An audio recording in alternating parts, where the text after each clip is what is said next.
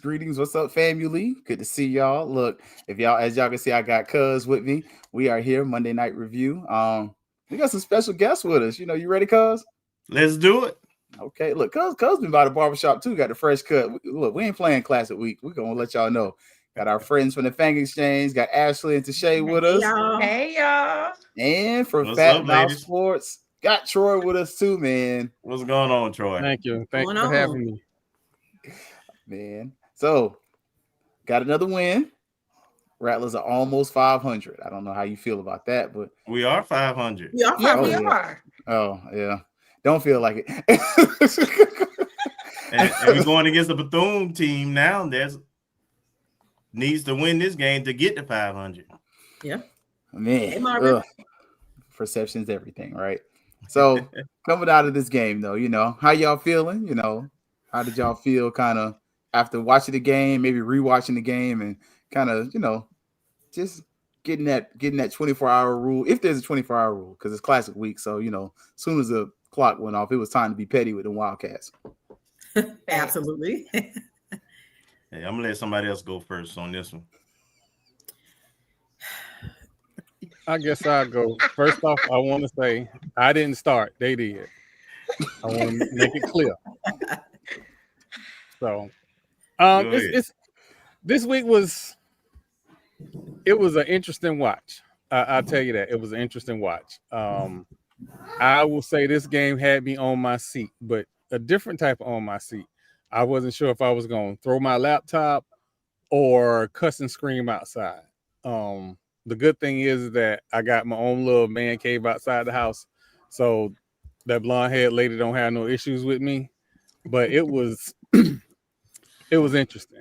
We'll talk about it later, but what the stats told me and what I saw have me confused. I'll go next. Yeah, go ahead. Yeah, I'll go next. And I'm just gonna sum it up by saying this one thing right here before we get into it. Every week I say I've never felt so disgusting about winning, and every week it gets, the intensity of that statement just heightens. Every single week is a worse win than the former. It seems like, for me, and this has got to be on this season. It was the worst win. And, it's hard to say that about winning, but that's every week has been that for me, that we've won. There's never been a week that I felt like, man, we won. This is good. Every week has been increased levels of just nasty work. That's all I have to say about it. That's all I have to say. Every week.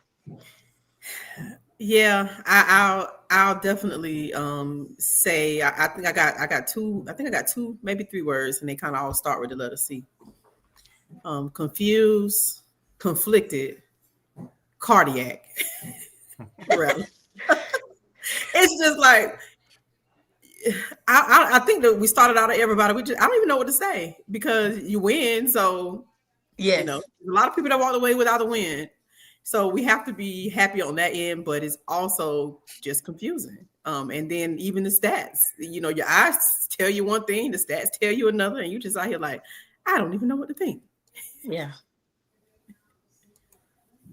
A win is a win. I'm happy for a win. I told y'all gonna mess around and listen to me one of these days. Stop having expectations of this team this season, and it's easier to watch. I had no problem digesting and watching what I saw, because I'm honest about it. I know what I'm going to see. Now, I will say sometimes I think we can outdo our performances. And then we find a way to outdo it. outdo it. And I ain't talking about it in a good way. Yep. So there's quite a few things I'm going to point out in this particular game. But at the end of the day, I thought we'll win closely because we can out-talent teams. And we're going to point the stats y'all talking about, absolutely points to that. We just out-talented them because we didn't outplay them. I mean, at this point, we just bagging ugly chicks after the let out. I'm just saying, like, I mean, at the end of the night, you still scored, but you ain't. W's are like every game. You was just like, hey, bro, you can't judge me though. I got what I needed. Yeah, you got it up, but it was ugly, man. Like, I'm just tired of us living life, bagging 2s and 3s. Like, I've been living this 8, 9, 10 lifestyle for all my life. And now we bagging 3s and 4s and celebrating and high-fiving people and being like, "Hey, you want to go to Chubby's after, bro? I just got one." Like, nah, brother, you don't get no points for bagging 2s and 3s. You're supposed to get those. What you saying? So we getting that let out crowd? We getting the let out. We getting the let out, the late let out, the drunk let out one who her homegirl left her and was like, "Where you were supposed to?" Because she had somebody else. Right. we That's what we get. Boy. For sure. Facts.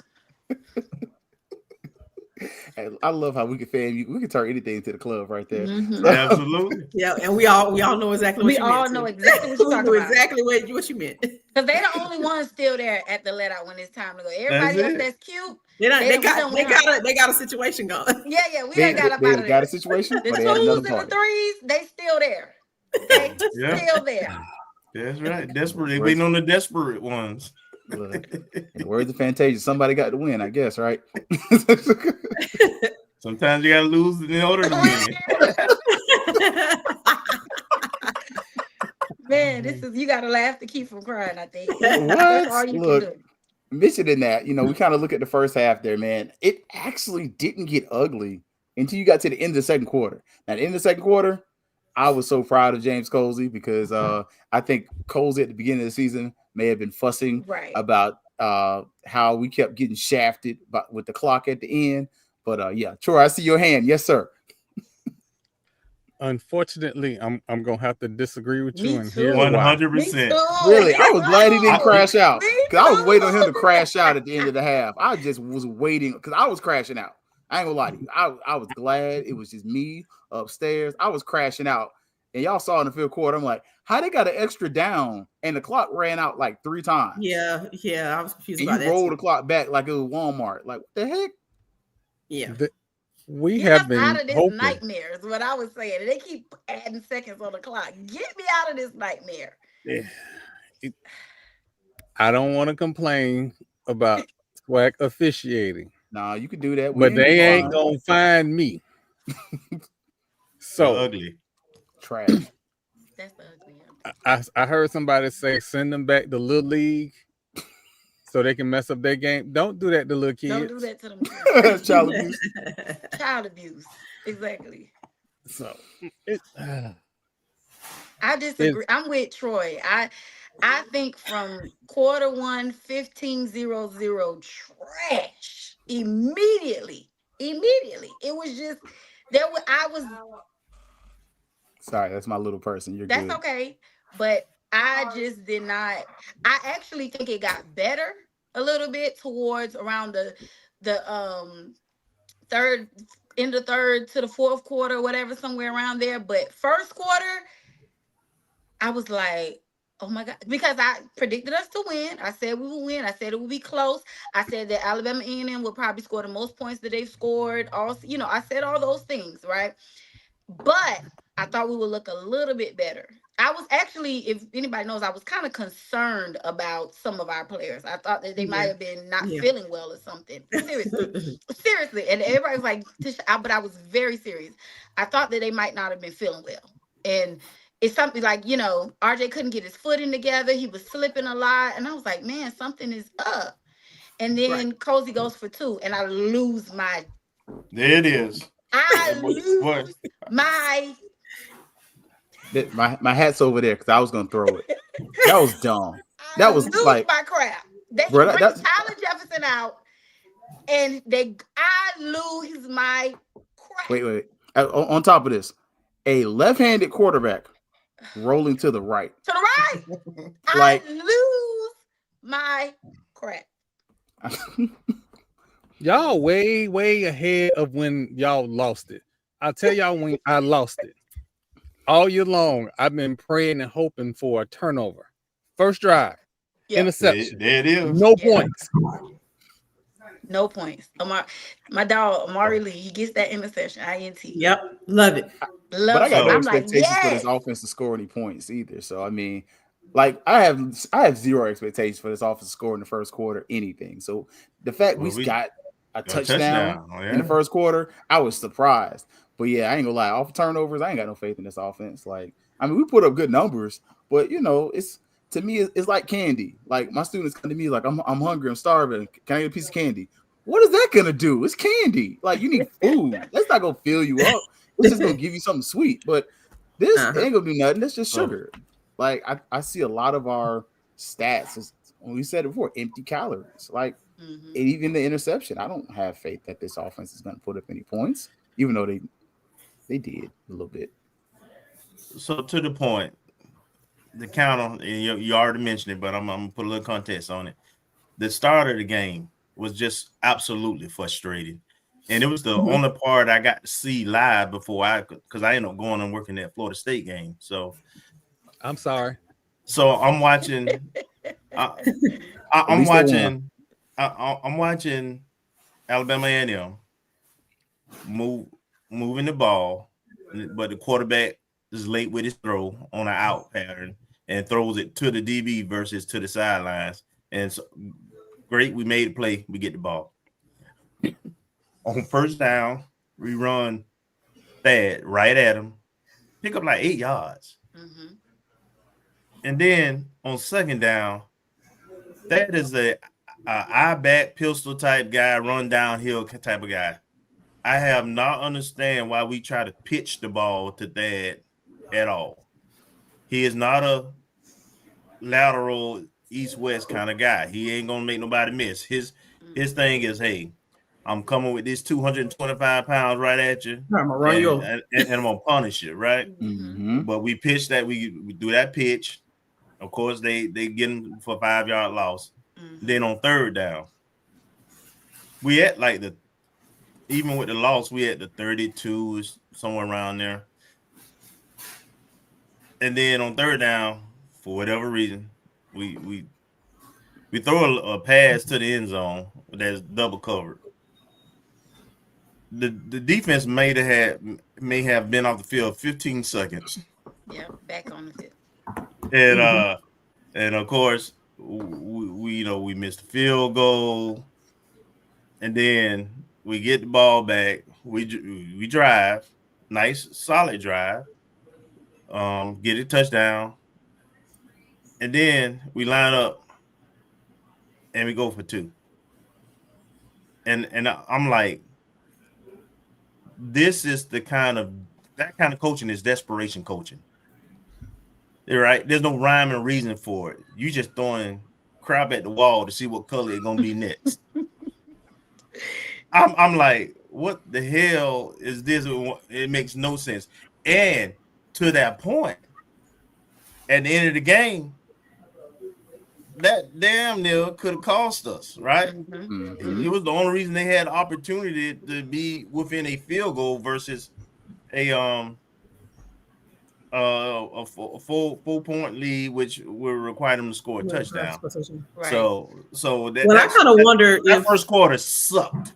Yeah, I kind of wonder with the extra those 2 points, was it a concern with our kicker? Like, yeah.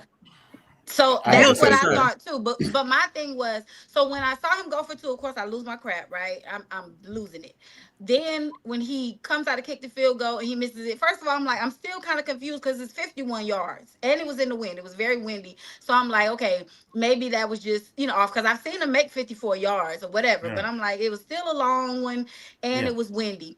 But then when we missed the extra point too, I'm like, okay, maybe something is wrong. But then my thing is that the only kicker we have, on the team that for an extra point, not a field goal, the extra point. We got high school kickers that make the field goals. I mean, the extra point every week. So then I'm like, it's not making. Maybe we did have an issue. There was an injury, but is that all that we have? It's not all we have. What I've seen, I mean, it's not. We literally got a soccer team. We got plenty of soccer cleats on that, but was there something going on?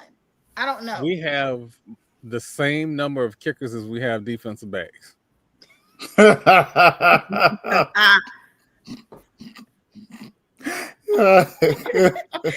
we know we have those in abundance. Okay. Oh goodness. Hey, we got one more. Come on to the family. Come on, join in, cuz. What's up, man? Joining us too, man. Hey. What's going on? My bad. It's going good. I completely forgot what tonight was, and then between talking to insurance companies and getting malpractice insurance and everything, it's just we understand. We understand. Notification went out late too, so that's on me too, Doc.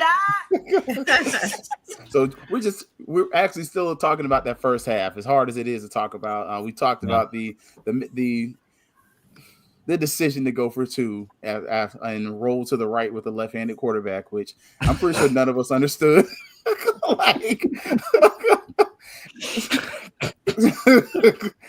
I promise you, I'm gonna say this in the most Christ-like way possible. We are putting the cart before the horse in so many ways. I can't say the way my daddy would say it, but we're doing this donkey backwards. So, and then Kelvin's kind of got us caught up right to about that point where we're getting close to the end of that merciful first half and getting into that really the end of the second quarter there. So, how did y'all kind of feel? We got that second touchdown. It was actually, a little bit of hope there. What y'all? How y'all feeling about really that whole first half in general, though? Hey, I want to go first on this. Go first. So that second quarter, definitely the last 4 minutes of that second quarter, may have been some of the worst football I ever seen in my life. The Alabama A&M with 2 minutes and 22 seconds left was only trying to run the ball out and get to halftime. The coach even said it at the halftime when they interviewed him, right? We were just trying to run the ball. We did the same thing against Jackson State, of course, and we just have a propensity. It was a simple handoff to the one back in the back. Our linebacker, who gap it was, Riles, inexplicably, he runs past Nayron and everybody else because we had three backers on that play. And he just ran and got caught up in all the traffic, but he ran right past his gap. The guy just ran and cut to that gap, and our safeties look. I know they weren't our starting safeties, but they have to be the slowest guy ever. But that was the slowest. And I saw somebody say it. That had to be the slowest long run I ever seen in my life. I just knew somebody was gonna catch him. I knew somebody was gonna catch him. I knew it because he was slow. But it looked like Brandon Jacobs up there running down like high knees, vertical running. We are a Florida team with no speed. I mean, he ran away from him. I'm talking about running them down, man. And then, y'all, somebody else go. Y'all got my first going. I got my first going over. No, but what got me though, and that's why I said for me, I was proud of coaches for not crashing out on the refs because I was already done with the defense. This is another game in the first, going into the end of the first half. You get up 100 yards.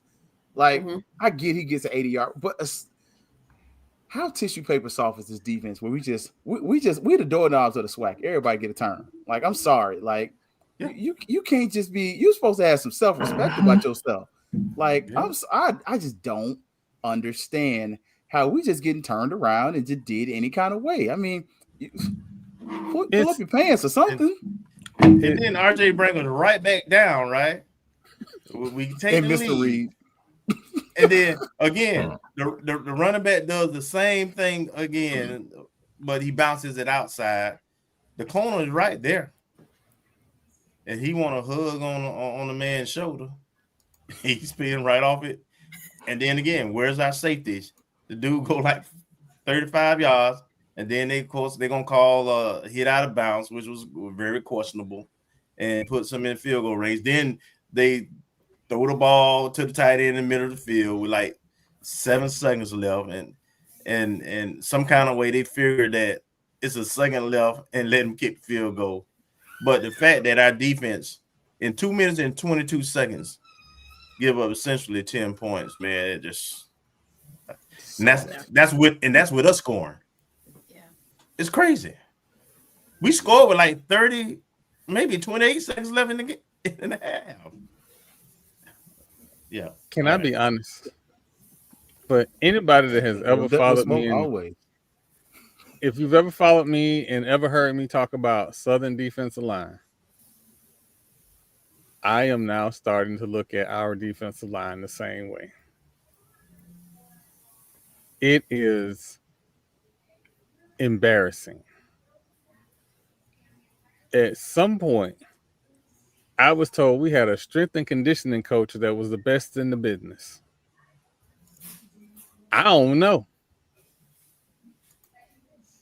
I shouldn't have 290, 300 plus guys getting pushed around. And let's not act like Alabama A&M offensive line is the offensive line they had last year. They are big, though. They're not very athletic, but they are big.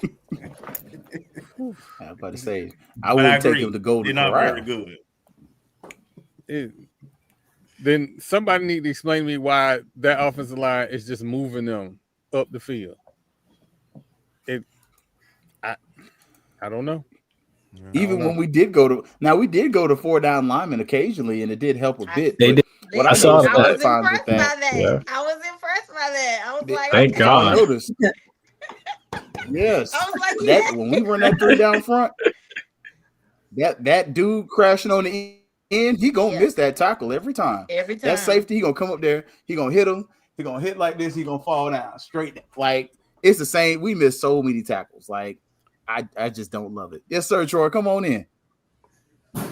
So we went to 4 down linemen and got no pass rush.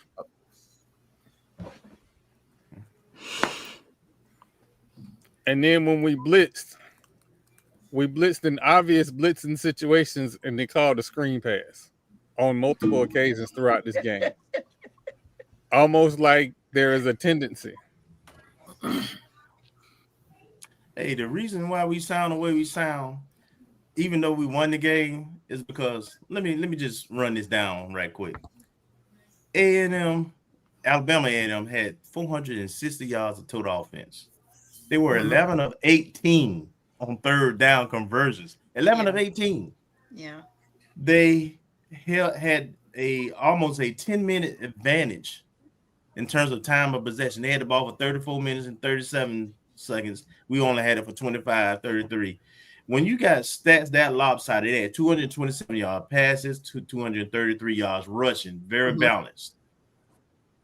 It's like you look at them stats like, how in the hell did we even win the game? Right.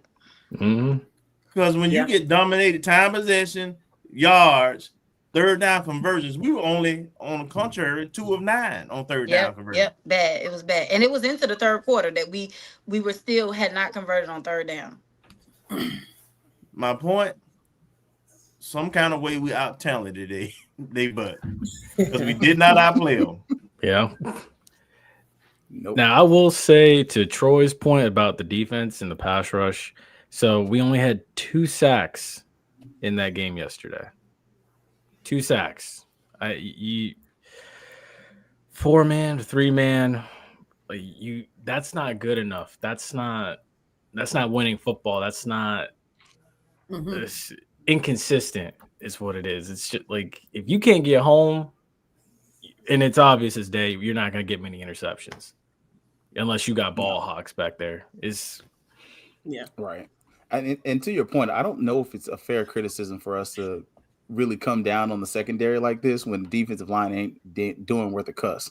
Like, honestly, no secondary is going to be good if the defensive line is not doing much. Granted, they have shown that they can extra suck at times this season, but when there's not a lot of pressure on the quarterback, we're also seeing that they're kind of getting left out there. So, I don't know, just kind of watching that, whole first half. Just trash. To that point, and I hate to do it, but I got to. If you watch the last 3 or 4 games, it's the same 2 numbers in that secondary. Yeah. I've been saying that all season. They are being targeted. Yes. Just 21. They don't throw. They don't like throwing to TJ Huggins. No, no, they don't. It's 2 numbers. We know who they are, and they keep making the same daggone mistakes. Though that's my thing. Mm-hmm. One has a problem. He got bad eyes. Right. He look in the backfield. He look at the quarterback. He get influenced. He get beat a lot. But it's just bad eyes and technique. Like, are we watching film? That's my thing. Like, how often are you watching it? Watch Bethune and who they target. It ain't gonna be hard. I just need Cam to have another bad game like he had against Jackson. Cam to play like he played last week. If he played like he played against Jackson, we gonna turn up in Orlando. That's the best defensive line in the SWAC, though. Alabama A&M is. Who's the best defensive line? Is a bad team. Jackson State. With Alabama A&M, they only like their 3rd string quarterback. That's the other thing. And they put up 460 yards. What we facing Saturday ain't Alabama A&M offense. Nah, Buddy was looking good. Like let's call a spade a spade. Cookman had Jackson on the ropes until that fumble happens. Like once that fumble happens, then Jackson's kind of like off the ropes, and then they get the interception. If we're being honest, it was defensively. They couldn't score. They never scored on offense. They scored on special teams. That first score, they could not score on offense. Yeah. Cam had a horrible game. Now, granted, yes, Jackson is the best defensive line, but they held them on defense, which Cookman is. Now, that's who I don't want to show up. The defense that showed up on Saturday, I don't need them to show up. Keep them in Jackson. Okay, give me Cam from Saturday and give me the defensive line from the week before last, and we got it. We in Orlando party, okay? But okay, yeah. Is this the point where I get the slander Bethune Cookman? Let me know when that's anytime. I always talk bad about them. You don't need to ask. So if we're going to talk about Bethune, we need to acknowledge their best offensive performances have been against lesser talent. And even in some of those lesser talented games, I was at the Edward Waters game. The first quarter and a half of the Edward Waters game, I'm sorry, which one is D1? I'm just I'm just asking. Hey. Now you start choking when you talk. We got more light than we do different, huh? Mama Mary got you choking over there. The 2 Florida teams looking very similar. That's what all I'm saying is, okay, they are now under 500. Yep, this was expected. And so their players were out. Their captain of the offensive line was out until the second half. Right, he comes back in. The offense does start to look a little better, but they still did not score. They did not score. Was that Roy Jones Jr. that was out? Christian, what's his name? Christian. You know that. So according to Jackson, Roy Jones Jr. never got out. They say he played the whole game. So Look, I'm just saying, if 11 looking to transfer, I got a spot on the roster for him next year. If anybody want to start a boxing club, he's your guy. Right, that's what you need to bring him on. But I mean, y'all say what y'all want to say. That offense, it didn't score. They didn't score not 1 point against JSU last week. Not one. It was 13. Well, the defense is really who showed up for Cookman last week, in a real way. I don't want to see them on Saturday. I know we talking about this game, Tajay, but note to coach. Do not kick the ball to number 5. No. It's number 6. Number 5 and number 6. It don't matter who it is. 5 and 6. Yep. You kick that ball to Mary McLeod Bethune before you kick it out of bounds. Kick it out of bounds. And that's on Mark. Literally out of bounds. Literally. Kick it to Jesus before you kick it to 5 and 6. Oh goodness. No so way. That second half, though, Who? That's the. I'm like the shade. I ain't gonna lie. Like that was the one. That's the one game this year. I wasn't biting my fingernails, but they was right here at the end of this game because you could easily see where it really felt like FAMU was not trying to win the game. Like, I promise you, don't nan one of our coaches play spades because not nan one of these Negroes play to win the game. Like, I promise you. You got to play the like, if you sit across the table. They won't renege if they have to. Hey, no, they won't. They won't. They won't. Slide a card on the table and hide it. I'm telling you, slide that book up under there. They ain't doing no eye signals, nothing. Like, I ain't got no hand this time, boss. Like, come on, man. Like, so, kind of watching it, kind of getting to the end of it, man. We do get the block kick. You get more. It just seemed like at times, like, I did feel like we did a better job managing timeouts at time in this game, but it's just felt like we weren't really trying to play to win the game. We just got out of there with a win. Like, and that's probably the most important part. RJ looked decent doing it. He does miss his reads a couple times, but at the end of the day, he only say whatever you want to say about RJ. And that, like that person in the chat. I cannot say nothing bad about that man. Did Cam go 20 for 24 for 299 yards? 81% I think not. Yeah, so I don't want to hear it. Look, he had a good day. You never see that. Somebody who throw the ball over 20 times and has an 81% completion rate. Period. I don't want to hear it. You got to give it to him. You have to get night. That ain't on him. You can't hit me with no RJ slander this week. I don't want to hear it. I don't want to hear it. Right. Talking about Cam and RJ. I don't want to hear it. Cam did not go no 20 for 24 for 299 yards last week. I don't want to hear it. And that's the RJ we need next week. I don't want to hear it. Yeah, it is. At times, that's what I need to see. At times, yeah. RJ get comfortable. He gonna have him a time. And I think that the offensive line got to get a little bit of credit too, though. They did. Granted, Alabama A&M ain't the best. They had their moments when they looked better. You can tell this is not. I don't feel like this offensive line is built to run. Like, I don't feel like this is a run blocking offensive line. They ain't got that nasty. They ain't got that dog. That's cool. They are pass blocking offensive line for the most part, especially when Ashton Gray was not on the field. The 2-minute drill tells you everything you need to know about that offensive line. Yeah. They want a pass block, and that's where they excelled at. Yes, you want to run Thad every now and then. 2-minute drill from the word go. Yep. But then we have Grable.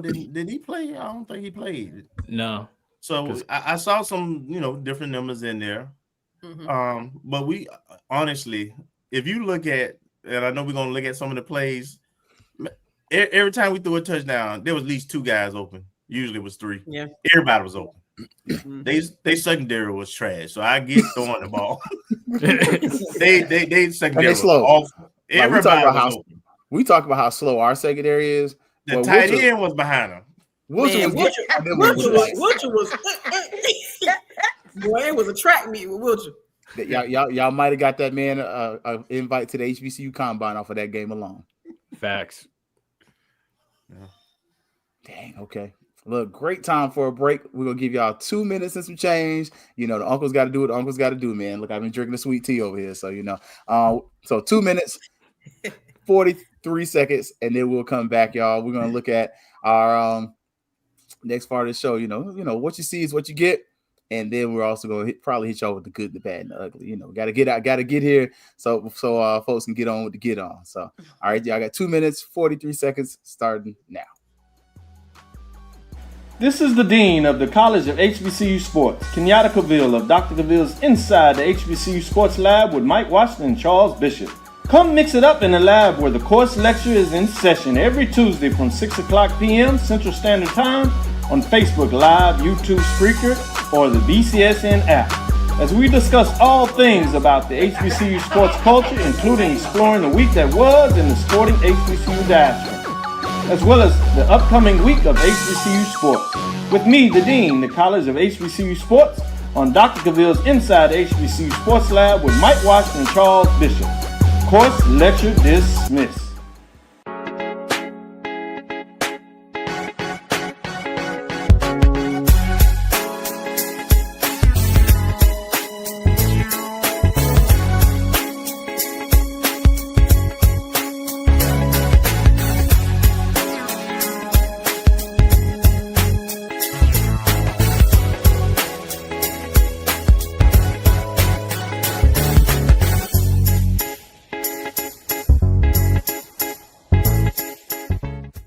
It's never too early to plant the seed, to share the tradition, and instill a sense of pride in your HBCU with your little ones. HBCU Pride and Joy Children's Boutique helps you share your school spirit with a wide selection of adorable kids apparel and accessories officially licensed from your favorite HBCU. Visit hbcupridejoy.com and follow us on all social media at HBCU Pride Joy on Facebook and Twitter. For over 30 years, HBCU Image has been more than just an apparel store. We've been a movement, a statement, a legacy. We celebrate the pride, the purpose, and the culture that make historically black colleges and universities legendary. Whether you're a student or a lifelong supporter, our gear lets you wear your HBCU story with confidence and style. Because when you wear HBCU Image, you're not just wearing clothes. You're wearing culture. You're wearing pride. You're wearing purpose. HBCU. College football fans, the Cricket Celebration Bowl is celebrating 10 years of crowning an HBCU national champion. A champion will rise at Mercedes-Benz Stadium on December 13th as the MEAC and SWAC champions clash in Atlanta. Join us for championship football, interactive fan experiences, and iconic marching bands. It's an HBCU family reunion that you don't want to miss. See who will be crowned the next HBCU national champion. For event and ticket information, visit thecelebrationbowl.com.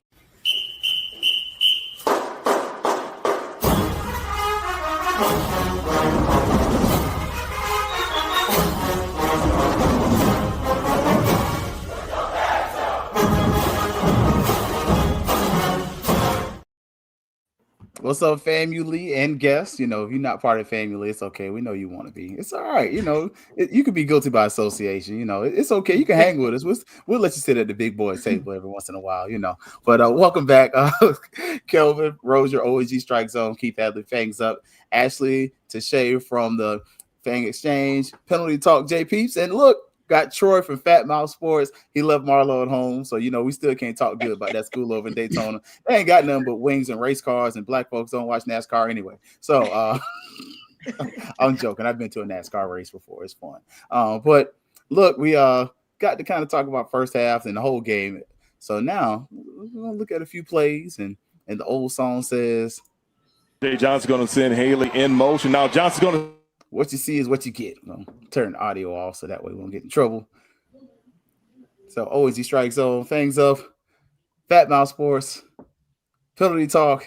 Y'all got the super friends of FAMU that all came together. And we'll look at a couple of these plays, kind of see, you know, we got 4 of them. So, you know, first one here, make sure the audio is off. I'm pretty sure I turned it off anyway, but see, first half, turn the comments off for a little bit. Kind of tell us what y'all are looking at. What are you seeing? It's kind of what's going on. RJ's about to throw a pass. Look at the receivers. Everybody. Oh my goodness! Wow! No, baby. Everybody. He could have thrown it left, right. Didn't matter. It was a touchdown. Jeez, he had 2 people. Oh my gosh! Did he have 2 or was it 3? 3. He had 2. I'm saying 3. Yeah, yeah. Yep. Yeah, 2 for sure. I didn't even see that one over there. You can't see off screen that's open too. So 7 Yeah. yards. Dealer's choice. That's what that was. Oh my goodness! It don't get no better than that. When I say that was more than I thought. Secondary was trash, they secondary was trash.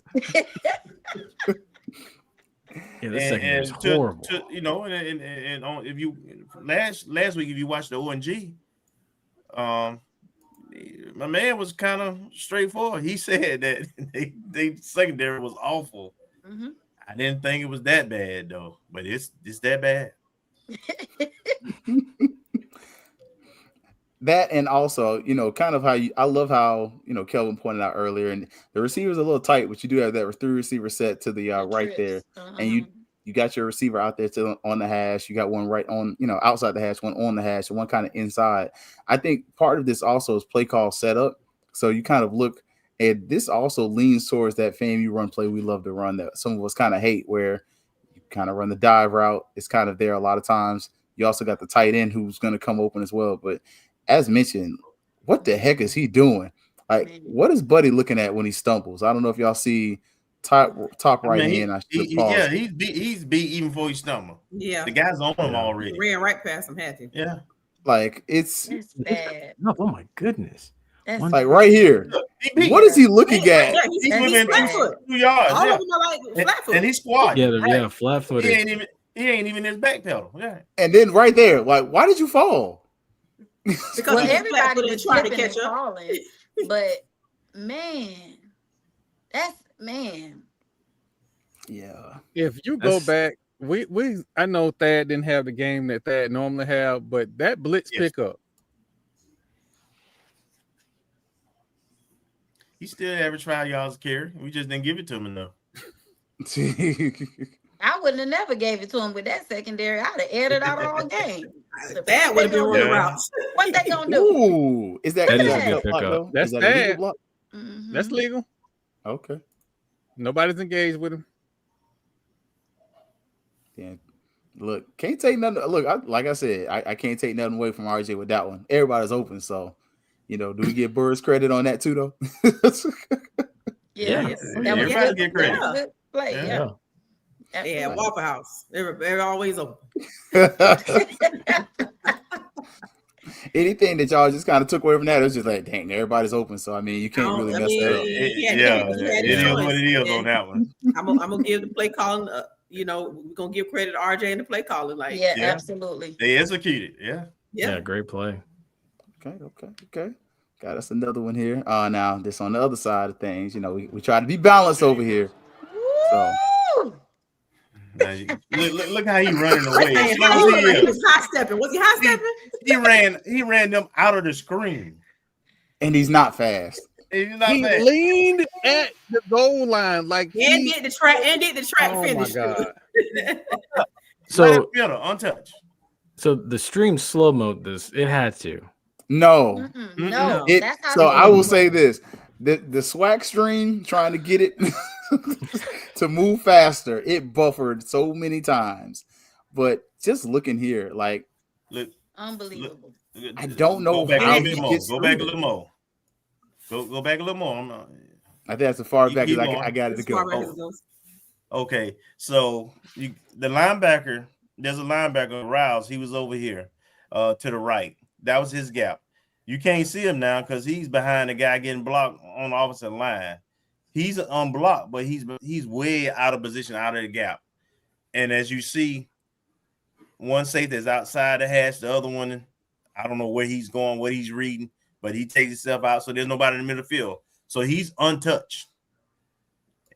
And then this shows you how slow we are, though. Ain't nobody go get him. But so go back a little bit, Keith. Here's my problem. Go back a little bit. Go back a little more. Okay. This is my problem right here. Go ahead. Right there. So you unblocked. That's safety. Nobody right there. It's three guys right there. You can't. You could have reached out. Look.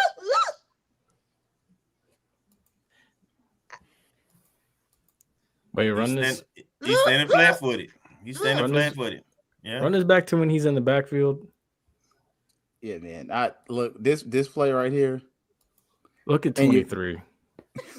Look at like he's at some point you got to come and fill. That's his job. I know. There's nobody outside. There's nobody outside. Why is he way out there? And then look how slow he is, man. You got. I think I might beat him in a foot race. that might have been some effort. He's the safety. You got the safeties, the DVs. But it was almost like they didn't want to tackle. It was like because it's three of them bunched up right there. Somebody didn't reach out. He went untouched. None of them are blocked. That's mind you, they don't have a receiver blocking them where they got to come off a block. No, they unblock. Literally. What is did they? That one I didn't understand. That I didn't play, understand that one. I'm about to ask an unpopular question. Was that number 29 that looked like he was making a business decision? That's what it was. Just asking the question. Yeah. That's No. That's not there was no responsibility for him but to go get the runner. But my thing is 2 minutes left. You're trying to close out the half. Why don't you have your starters in anyway? They played it so simple too. Old Vince Lombardi, seal here, up in the alley. They were not trying to score. They were just trying That's to what run that the man clock. said. That's what he said. Sam Shea said that. Yeah. Like at all. And look, yeah, no, I can't let them get away with this one right here. We did kind of skip it. I thought I had it on the what you call it, but I'm definitely not gonna let you slide off this one because we definitely we talked about it enough. Let me make sure. Yeah. Sorry, I'm gonna let you slide on the penalty conversation, but let me make sure I found it and I got it for the 2-point conversion because yeah, that can't be that. Like had a little bit of trouble with his foot. So that's the touchdown. That's the touchdown. Right before. But then right after it, you're gonna get the 2-point conversion here. Tyler Jefferson, under center. Is he under center? No, he takes the snap. First and foremost, there's nobody in the backfield, which is I'm fine with. But the receivers don't do anything. No, they looking. You stay. They don't even move from the line. But I guess they say it wasn't going my way. Who's out there on the far end blocking? That's what I want to know. Nobody. So you got two. Because that's true too. You're right. Because the man who made the tackle is the defensive end. Yeah, he's the only one on the outside there, and we walked somebody over there. So we actually have the numbers for him, but I don't think nobody was engaged him. Right? You got two guys over there that I'm willing to bet are 260 plus, and nobody clears out. I think those are special team. I think those are kickers. Are you talking about? I'm talking on the far side up top. End. Okay. Yeah, and it's like you have two guys that are like 260 plus. Nobody clears out that small DB. Yeah.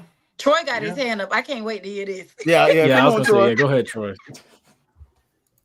Little baby, this gonna answer your question. So all season long, people kept hollering about, let's get Tyler in the goal line situation. If he is not a dual threat in goal line situations, you will get this. Well, that's what he was. That's what they were trying to do. They were trying to side. They were trying to run it. But my thing is, why even show this right now? At this point of the game, this is the first touchdown, first quarter. Why even show that? I didn't understand. And you're running him to the wrong side. He's a left-handed quarterback. Do you not know your personnel well enough to know that? Granted, they may not know that he's left-handed, but if you at least take one of those receivers and move the ball to the left and then put them out there and send 38 and 36 and 38 at least on some fake route.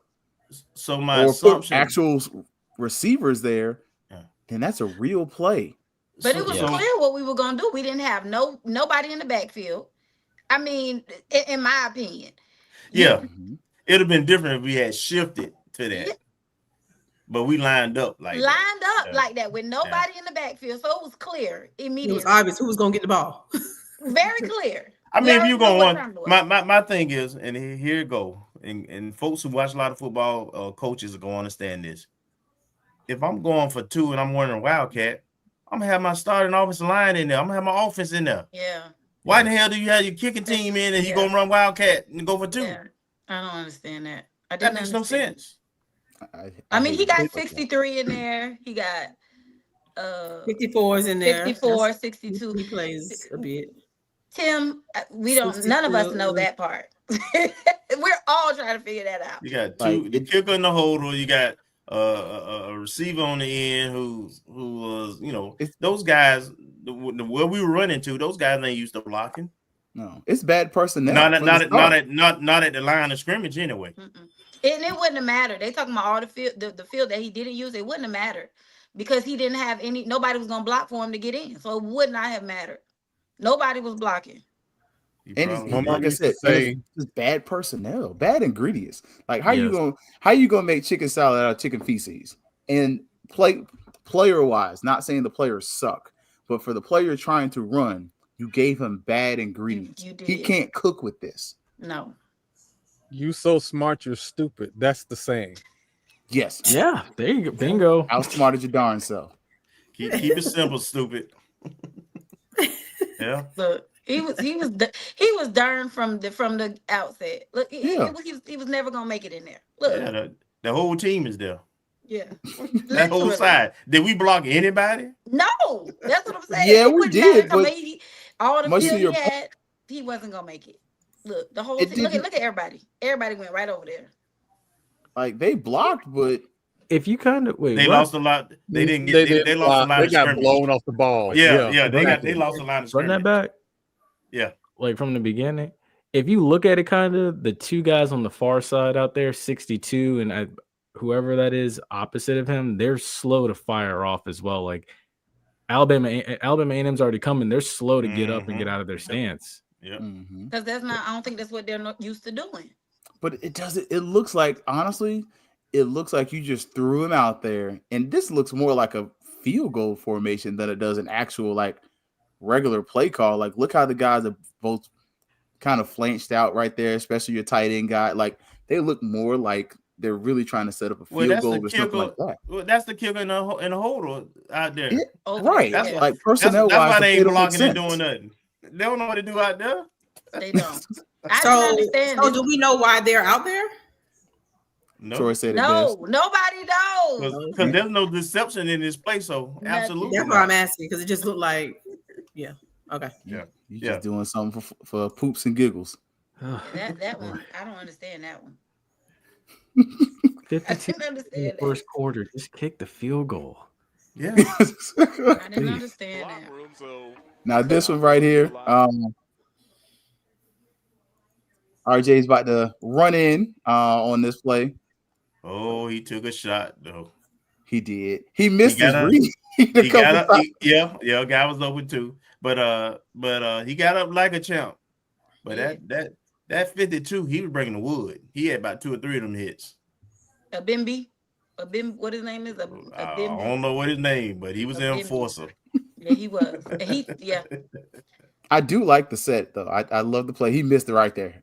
Look at 9. Right. I mean, who's that? The tight end, Miles, or is that Somerset? Just sitting out there on the check down. Yeah, they're sitting down on the check down. Right there. Oh, that ball should have been gone right there. That's Miles. That's Miles open. Yeah. Mm-hmm. He had 2 of them. Actually. And then over here, Somerset over here, he was open. Yep. Wide open. Yeah. Heath, remember what I said last week about quick release? Yes. Is right there. But guess what? Right there. We got the tutty. So that's true. We got that's true. And he took the punishment for it. Yeah. Yes, which I like one. I hate the other. And I'm with you. I think that was this is the one play where I was like, hey, come on, RJ. Like I definitely need you to get rid of that one. This is what I've been harping about, and what I love about this play is the formation. Yeah. Spread it. We got them spread out. We create lanes. With our speed, that is our kryptonite. For when we can spread teams out and let our speed operate in space, and we get the ball to them in space, this is what happens. We're explosive. The other part is we send a man in motion. That helps RJ with reading the defense. So all of a sudden he can kind of tell, all right, nobody's really following. The guy kind of slides over. So are they in zone? Are they in man? He didn't read the defense on that one. He didn't read the defense on this one. No, he'll never read defense. It's okay. I ain't gonna say what I said. On Jay Peeps last week. You're absolutely right, but he didn't read the defense on this one for sure. I got nothing to say about RJ. No RJ slander for me this week. I'm sorry. Oh no, it's not slander. It's not slander. No. We learned that he can take a hit. That's what we learned on this play. He is. Yeah. Big boy. He's a tough dude now. Nobody's doubting his toughness at all. I don't need him to be tough. I need him to be smart and deliver the ball. That's what I need him to be. Yep. Thank you. 20 of 24.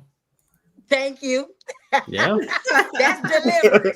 Yeah. That's delivery. 81% is delivery. Hey, I'm a critic like everybody else, but man, when you do your thing, I'm gonna build you up too. Oh yeah. That brother did his thing, man. Yep. He definitely did his thing, and we definitely looked at that one there. So, a couple plays, we got that's every game. He's got a wide open man, and that is going. So he finally caught a ball. Speedy Rogers. Hey, it was pretty too. It was difficult. It was acrobatic. Yeah, he actually laid out for it. Yeah.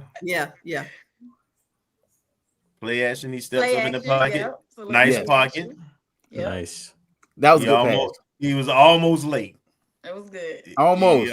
He was almost late. Right on time. In zone, right. A little longer. Yeah. The pass and the catch was right on time. Yeah, but it was good. What I do like to say, especially with I like RJ, how he stood there. I like how he stands in the pocket, but I like how he stepped up in the pocket. He did. And that's one of the things where, I've been critical of him. You look, y'all know I've been critical, but I like to see his growth. 54. Oh, yeah. We got him. Oh, 54 man. finished. That is we a definitely got to give him right love because we've been kind of rough on them this week, but yeah. I mean, number 11 looked like he about 215 pounds. He did. You gonna go down to sit down. Nice job. Sit down. Now I'm talking about 54. That's how you do it.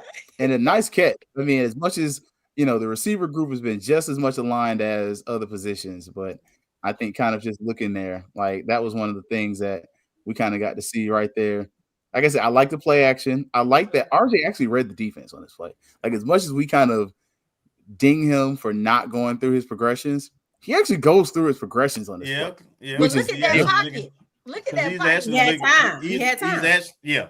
He was actually looking to the left when the play started. Yep. So he did go to his left. He did go to the second to the read. right. You're right. Yep. And throws a pretty pass, and he throws it on time. And again, that's the progression that I want to see.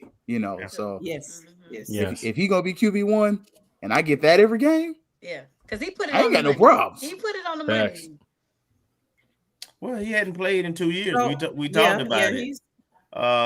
He was gonna have to grow into this. Yeah. Because he just had not played any meaningful ball in really 3 years. Mm-hmm. So and he's even in high school, growing. that wasn't his thing. Yeah. That was he's not typically his thing. And I good think job, truly, RJ. We like it. Good job, man. Look. Good job. Look, do it again. Do it again. Do it again. And again. So we're gonna move with frenetic speed so make sure we don't lose a one, right? So we're gonna skip a commercial break. We're gonna give me the wink if you need it on the uncle moment. I had to get an uncle moment myself. I had to slow it down, but let's look at the good, the bad, and the ugly. I ain't gonna lie, I want that band. I want the 100 to play the little stepped out and walk out there just to make fun of them boys so bad it's not funny. That's just me trolling. It's classic week. I'm sorry. So this game, we won. There were some parts that you loved, some parts you may not have loved. Y'all know we like to start off with the ugly first. What was ugly? We're gonna do the good. I mean the bad, then the good. So what was ugly? That doggone officiating. Dang, that's mine too. The swag ref was my ugly. Yes. Horrible. Y'all get an F. Fired. Just terrible. Terrible. That's my ugly. Yeah, that was bitter ugly. Yeah, I asked Colsey in the post game. I was like, I had to ask him in a way that I didn't want him to get fined. I'm like, how do you report bad calls? And he was trying to be very politically correct about it. I was like, there got to be a way to report these bad calls because look, that the play calling, the clock management by the SWAC, not even Colsey, it was trash. Like there were several times they didn't start the clock. And then we've seen that times not throughout the season. Yeah, and then that one series where they had no idea where to spot the They damn didn't ball. know what. It took like 10 minutes. The fumble, yes. And they still, and I think they pushed it back further. It should have been, if I'm thinking about it. No, it started it off, then they had to stop it, then they moved them back again because they declined the penalty. And then it was like, well, if we decline the penalty, why is the spot, why would we push us back this far? Then at the end of the game, they had to have given them an extra like 12 seconds. It was insane. And here's what's insane to me about that and why they the ugly for me. The SWAC commissioner was there. That part. Yeah. He drove over. Yeah, he was there as a guest of the Alabama A&M president. Mm-hmm. And they put that on wax in front of him. So are we in consensus about the ugly? Because I think Yeah. Oh no. I got one. You got one more now. You got one more. No, listen, I'm gonna let Troy say it if I don't say it. I have not been on this platform for this particular segment, but I'm gonna say this: in 4 games this season, there has been a consistent problem regarding the seam between the linebacker and the safety. And every team we've played since they first exposed that weakness, they have run that same play. What are we doing? Yeah. I'm gonna say the run defense. I'm sorry, I can't let him slide. I can't let him slide to bad. Another 100-yard rusher, and Buddy was up there galloping like the galloping ghost, and he looked slow doing it. Oh heck no, man, no, that was ugly. This, like, I promise you, last year, fortunately, he transferred. Cookman's running back carried them. Yeah. This year, yeah. This year. Thankfully, if that kid was back, I'd be like, "Hey, y'all got this. I'm just here." But yeah, for real. That was Dennis Palmer. That was his name. Yes. Yeah. I think he transferred to Troy or bad something. boy. Yeah. Thank God. He is. He sure is. Thank God. Okay. Anybody else got any more ugly, or we good to move to the bad? Go to the bad. Okay. So, move to the ugly. What did y'all see about the game that was, the bad thing? Like, wasn't terrible, but it ain't good. Run defense. Swiss cheese. I don't know how y'all separate run defense from a pass defense. The defense, 460 yards. Let me say it again. 460 yards, 227 passing, 233 rushing, 11 of 18 on third down. Yeah. That defense is bad. Yeah, let me retract that. Yeah, the defense and all. You went against the 4th string quarterback and you gave that up. That cannot happen. Yeah. 2 sacks. I believe I said 2 sacks, right? Yeah, earlier. 2 sacks. Yeah, 2 sacks against a 4th string quarterback. Like, yeah, no, I agree. Miak fan, what run defense? Because I'm sitting here and I'm like, can we get creative with blitz packages? Like a delayed blitz, anything, something, a twist. He don't like to run that. Man, please. Yeah, I got a new name for our defense. The Sunny Delight defense. Yeah. So I'm gonna go. I got one too. Tearing the defense up enough. I'm gonna go another way. Don't take another mine. way. I'm gonna go She gonna another take way. mine. No. I doubt it. Probably. I doubt anybody's gonna say anything about this. Bad for me is the marching 100 not traveling right to Alabama. That's 100. A problem for me. That's bad. That's bad. The marching 100 didn't travel last week. They did. Come on. It's Alabama. We in the swag. We have to travel. You got to travel. You got to start traveling. Yeah. You got to. That's bad for me. But to Alabama, that's unexcused. Baton Rouge and all that, I understand. But Bama, go ahead. I never played devil's advocate. Did they bring their band last year? I don't care. So apparently not. What I'm saying though is the 100 has gone up there the last 2 times. But that was at the end. Remember, we had to reschedule the game. It was at the end of the season, a rescheduled game, right? Right. Because of the hurricane. It was the weekend of Thanksgiving. Right. Yeah. That's unexcusable. It's inexcusable. And we had a basketball game across the tracks that the 100 didn't go to. Right. Yeah. Yeah. Absolutely. They gotta catch some heat. I'm with you on that, Tasha. Mm-hmm. They gotta tighten up. I know they do a lot, and blah blah blah blah. Yes. But they got to do a lot. That's come with the turf. Okay. Well, my bad is special teams, and they just literally went from like the best. I'm not like I can't it just fell off. For whatever the reasons are, there are obviously some uncharacteristic things that we've seen this season happening, but in the kicking. Let me be clear. In the kicking, because I saw you, I felt you. So I'm gonna have to give them my bad. As much I love you, Porto, but yeah, it was bad. It wasn't well. It They wasn't get well. grace and mercy. They've been saving us all season. Yeah. I never. They have, but it still was. And then Missed nobody act like field those play goal, call, those block play. field goal. Look, No, we got 2-point conversion. Yeah. Look, special teams. Yeah. Yeah. What you got, Troy? So, again, I'm looking at it from TV and what I'm seeing on social media. So if I'm wrong, I'm expecting J Dot to correct me. But from a million miles away, Alabama A&M students, where y'all at?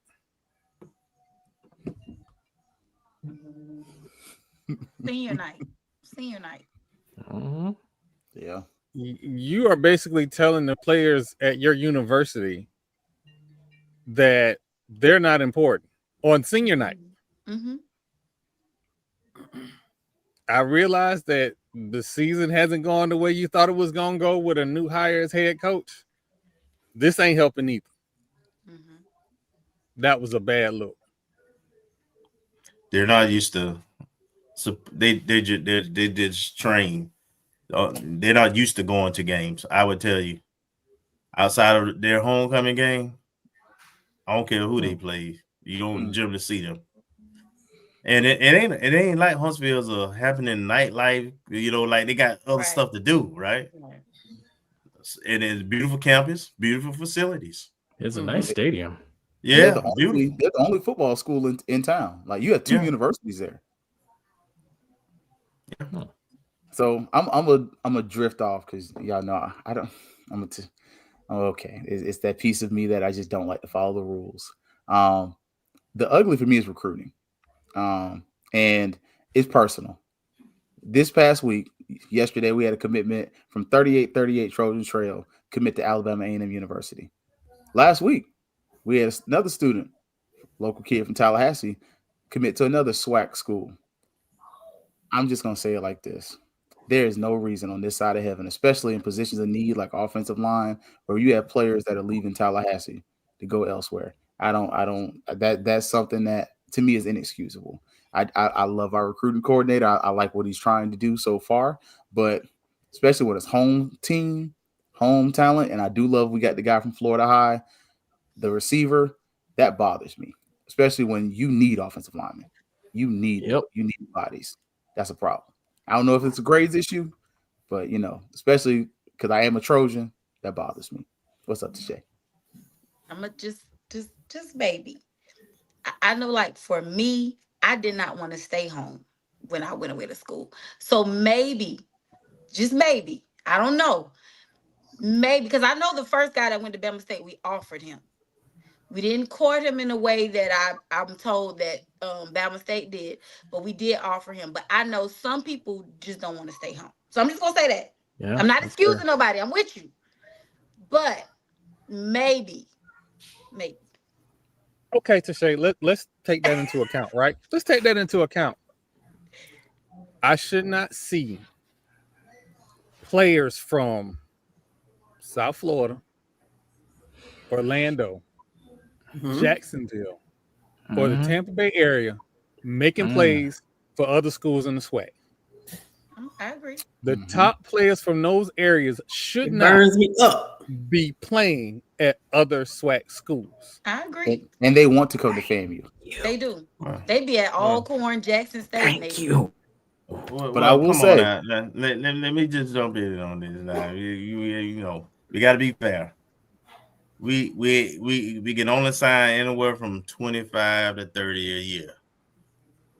So it's way more talent just in those areas you talked about. Yep. So they're gonna have other teams are gonna have some players from our area. That's just Florida's where people recruit. Florida, California, Texas. Those are your three top places. So we're gonna always face other players. But you're right. In terms of the top players coming from those programs, most of them are taught by FAMUans, the teachers or the coach. They were coached by FAMUans, whether it was Little League or high school. And you better believe somebody in their family went to FAMU. So absolutely.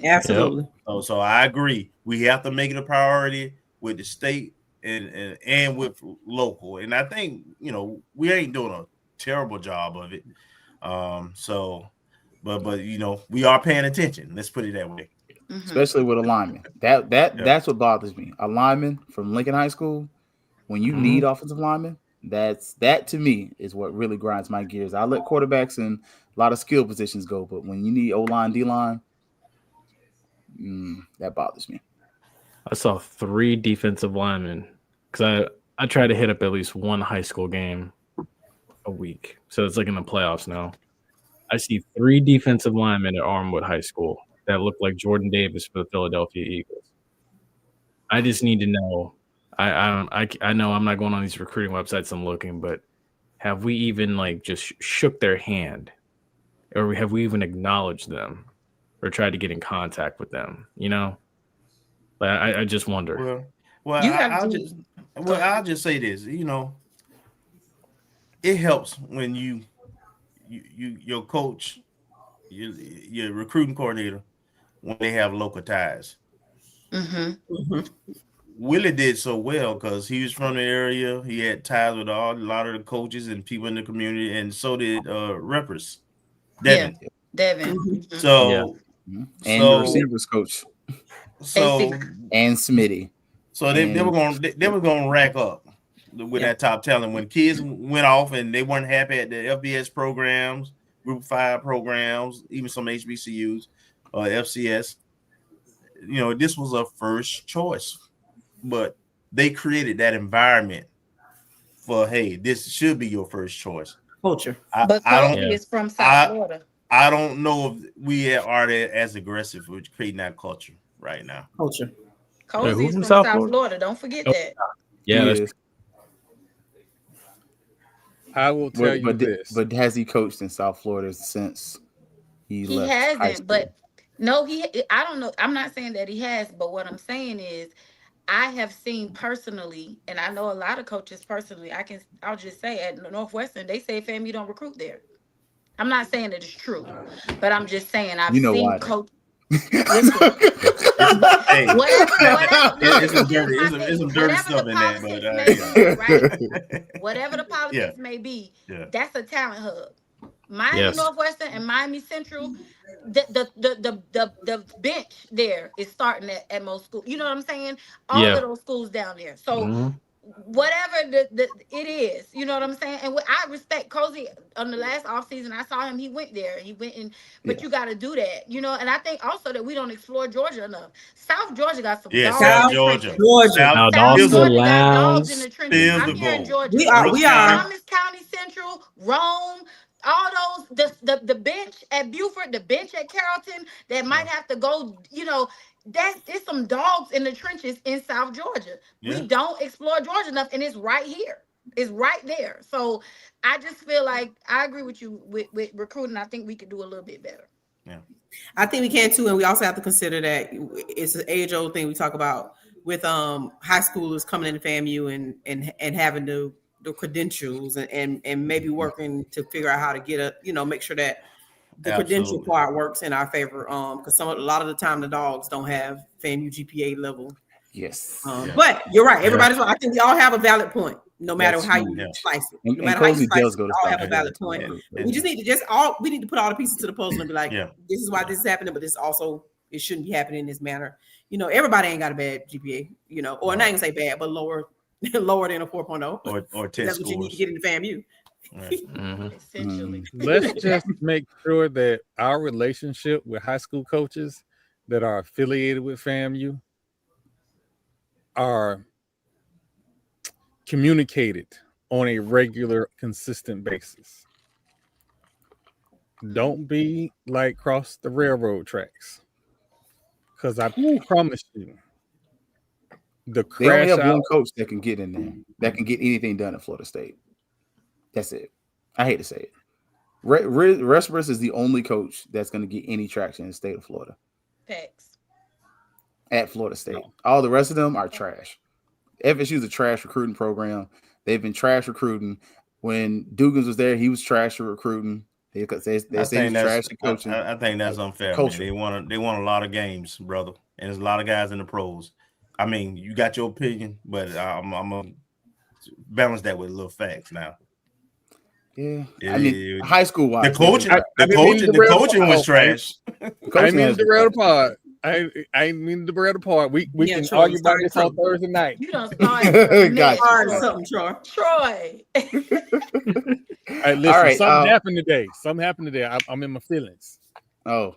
Well, never mind. We'll talk about that offline. Let's get to the good before Ashley got to get up out of here. What was good about the game? Offense. RJ. I'm gonna give it to RJ. RJ. I got to give it to RJ. 199 passing yards, no interceptions, which we don't expect anyway. From him, based on numbers, based on the statistics, he don't have that situation. 299 passing yards, put some balls in the right spot is RJ. For me, and the offense, RJ and company. How about that? I'm gonna give it to them Rattlers that traveled. It's been hard to watch, but they were out there, and I could hear them defense. Y'all know I'm the coach and the cheerleader at the same time, so that gets me going. I appreciate every Rattler that traveled and was there, and we were there, and we were showing support. So my good is gonna go to them fans that showed up. Okay. I'm gonna say the 2-minute drill. It's amazing. It's awesome. For with my glasses off, it looked like the old Gulf Coast offense. Do that every game, from start to finish. What? Do that every game. 2-minute offense. Just go to the full time. 2-minute offense. 2-minute offense. Mad with you. We gotta make sure that 2-minute offense every 2 minutes. Man, listen, we gotta make sure the tight end gonna catch the ball, because Miles, he gonna do it for us sometime real good for this. Sometimes. I love you, Miles, but he'll drop something real fast. But I think we also gotta, because we bashed the defense, but TJ Huggins, I gotta give him a good. He has consistently been our best corner. I know Nayron's my favorite defensive player, so that's not even gonna be fair. Nayron's always gonna get a good from me.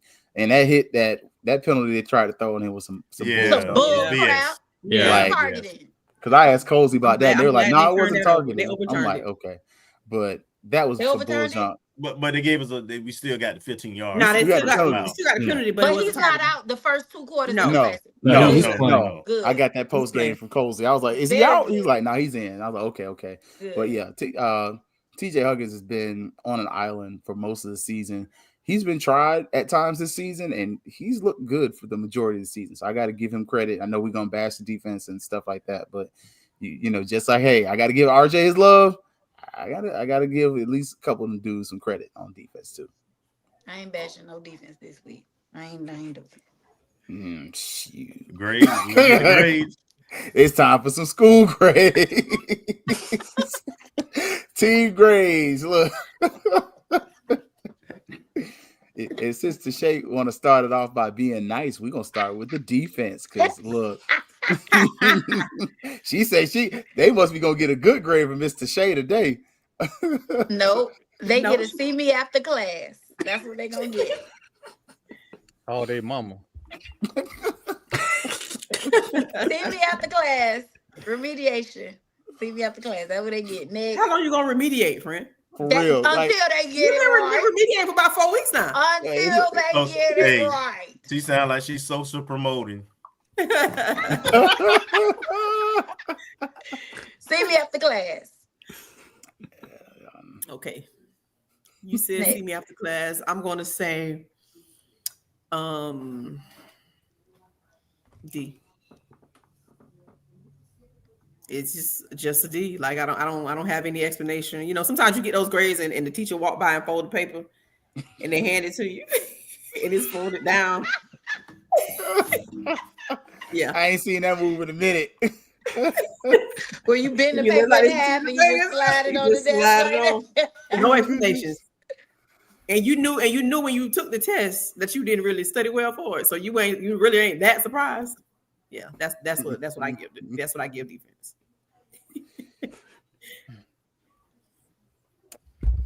Okay. He put his glasses on.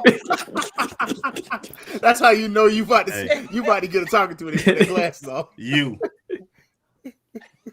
I'm giving them you. Unsatisfactory. Taking it back to elementary.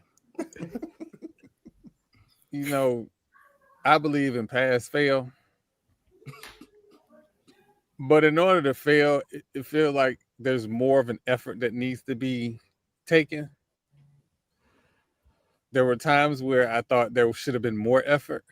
So I can't give you a failing grade because I haven't seen the effort to give you a failing grade. I know you have more potential, and I hate that word potential. I know you have more potential, but potential is just like a behind. Everybody got one. So I'm going to have to give them, I'm going to have to remove them from class and tell them to come back again next year. You're going to give them an I, Troy. That's what it is in that's the an school incomplete. world. That's an incomplete. That's an I. No, it sounds like at the college level. It sounds like a withdrawal. Yeah, for real. That's an I. An I. They give you an I in place of the grade, tell you come back, do some assignments, and then we're going to change the I to a grade. So you giving them an I. Right, Troy? No, you know what? North Carolina Rattlers. He was drawing them. We were drawing them. And tell them they got to take the class again. Start over. Oh, they got to take the whole class over. Yeah, they got to take get no concepts. You can't even. There no concepts were. Nope. So you got to do this all over. I can't help you. That's where you are. I can't help you. Mm-hmm. Not an academic suspension. Oh my goodness. Suspension. Oh my gosh. I can tell some of us might not have been A students. They're speaking from experience. I ain't the only. Thank you, Lordy. It was the 90s. I was young and black and at Florida State. I had some issues from time to time. Hey, that's my story. I'm sticking to it. The ladies don't worry about it, Troy. You came to the right side. We have down for the honors graduates. Me and Ashley, we graduated with the Lordy. Not no thank you, Lordy. Who you ain't Lordy. Oh no, thank you, Lordy. Look, that baby was born. I had to walk across that stage, and I didn't walk across the stage. I ain't gonna lie to you. I ain't walked either. Y'all didn't walk. Give me my paper. I was a single. I was a single dad. Yeah, me too. I came here. Same here. That child you heard that opened the door. That's the reason I got out of college. I had to get something had to shake. Look, I ain't gonna hold y'all. I'm giving him an F. Not a Letterman F. F. That was horrible. Like another defensive. I'm sorry, I can't give you no D's or I's. That's another F. I agree. I gave him an F as well. Straight up F. Just try again. All that, man. Yeah. So this GPA is horrible right now. Yeah. But the good news is the Florida Classic is this week, and you can make up for all your sins all season this week. Facts. Absolutely. We got a makeup test. They we won homecoming. Yeah. So that count for something, right? That count for something. You said what you said to Shay? We won homecoming. Oh, we won homecoming. I thought that count for something. Not because of the defense, though. They did their part. That don't help your cause there. Let's move on. Just move on. Special teams. You trying though? What y'all gave the special teams? F. Oh yeah. How dare you, Ashley? No, I'm gonna give him a minus. D. I'm gonna give him a D. Ashley, how dare you give them a F? Because the field goals, block, miss. I'm gonna tell you why I'm giving them F, because I'm disappointed. Okay. They the standards have high, shown right? me better, at least in some facets of the special team. So I gotta let them know. Sometimes you gotta hit them where it hurts and let them know. You get that F, you're not used to getting Fs. You usually get B's and A's. You get an F, people are like, oh, no, I gotta get it together. I ain't never giving my star student an F. They're gonna have to come back and see me. I'm not, because everybody have off days. You got my special team. I'm not. You special team. They got to come back, and I believe that next week they're going to arise to the occasion. I have faith. Well, that's the grade I'm giving them. See me. They another see me after class. I'm not giving special teams no F. They done kept us in this game the whole season. I'm not giving them no F. You're 100%. Everybody got a bad take. Everybody has and bad the punting and the kickoff coverage and stuff, that was fine. Yes. So yeah. Heck no. I give him a D. He said all that to get them people to give him a D. You exactly. Kelvin, no. No, see, but the problem is they failed the big assignments. They failed the big assignments. See, you know, the classwork they did okay at, but it's the big assignments they failed at. They got an F for me. Oh, yeah. Wonderful. F minus. My bad, go Troy. God, like, y'all are disrespectful. Troy. It is important. Troy. Special teams is important this time of year. They have performed better, but I can't give them a C. I'm gonna give them a D plus, but I can't give them a C. So D plus, that's about like D plus. That's about like a 68%. Yeah. Somewhere between a 67 and a 68 or 69. Yeah. So they tried. They tried their best, but still came up a little short. Okay. I can't give you no D. A D is a passing grade in some places. No, that is true. It is. But I mean, so that you're giving them this grade. The kickoff coverage was not bad. Yeah. You know, it wasn't the bad. punting wasn't we bad. had a block field goal. We had a block kick with the win. The miss. But so this field goal. That was 51 yarder though. You had the 2-point conversion failure. That was he wasn't. He's a quarterback. He's not. That's special teams. That's on special teams. That's still special teams. We're not talking about who did it. It's special teams. Special teams. No, it's all of it. No, all the kids in the unit gonna get the same grade today. Group assignment. Y'all are so proud. I tell you, y'all are so proud. Okay, coaching. What y'all got for the coaches this Monday? Kelvin's face. I'm gonna give them. Here's what I'm gonna give coaching, because there were some bright spots. So I'm gonna give them C minus. I'm gonna give them a C minus. That's a low of 70, a 71. C minus. I'm almost where Keith was with special teams. I want to say F so bad because that 2-point conversion was so awful. That's why I can't get over the special teams. That alone won't let me give him, even though the offense was fine. That alone won't let me give him over a D. Come on. It was some really good spots. It was some really good spots. I can't do it. We didn't have to call a timeout this time because I can't do it. The clock management. We didn't have Not to do gonna be able to do it. I tried. Y'all. In honor of Rich Boy from the state of Alabama, throw some D's on that bitch. Y'all got a D too. No, sir. You ain't slide today. I'll tell you why I'm giving them a D. I'm giving them a D because you wait to this point in the season to show us that the 2-minute drill works. We've seen that all season. And think about it. Yeah, they get an F. All season. They get an F. They get an F. My bad. They get an F. Wait. You know why he gave him that F? Because they knew better, but they didn't do better. That's why he dropped it to the F. If you hadn't said that, they'd have got a D. Yeah, you talk them into a worse grade. Sometimes better just be quiet. They talk themselves into an F. Them children do that a lot. Keep talking till they get mad. You know what? Forget about it. You know what? Everybody got to turn an essay tomorrow. John wanted over there and have attitude. Everybody got to take a test tomorrow. I hope y'all ready. Let's see. For coaching, I'm going D plus as well. You know, like it's like a 68, 69%. You know, I'm thinking to myself at first, I'm like, you know what? I'm gonna give him a C. I'm gonna be generous. But then I'm thinking back to all these moments and I'm like, dumb 2-point conversion call.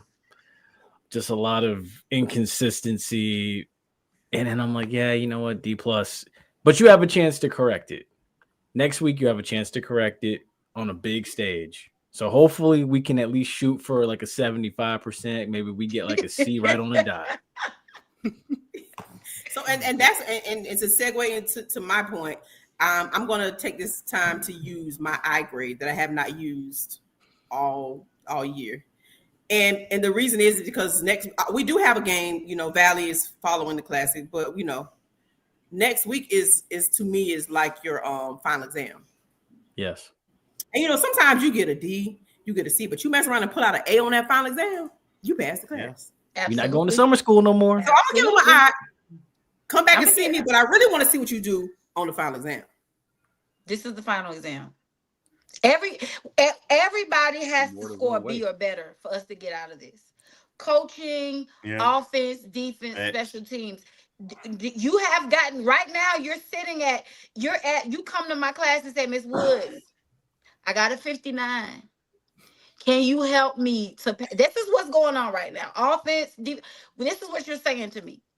I got a 59, Miss Woods. What can I do to pass? And what we're saying to you is, okay, you're gonna take this final exam. And depending on how you do on this final exam, I got you. That's what's happening right now.